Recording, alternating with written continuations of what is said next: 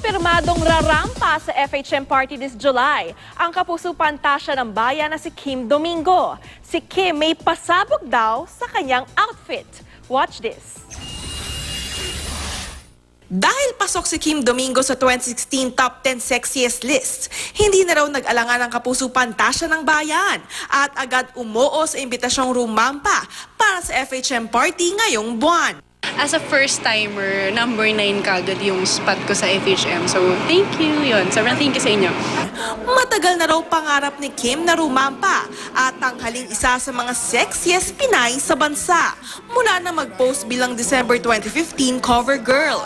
Hindi raw mabibigo ang fans dahil puspusa na ang kanyang paghahanda mula diet hanggang sa susuoting sexy outfit. Tinanggal ko yung paborito ko, yung rice.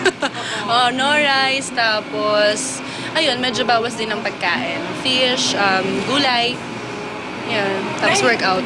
Hands-on si Kim sa magiging overall look. Outfit pa lang daw, pamatay na. Ngayon kasi parang gown, naka-gown kami, pero may skin pa din talaga.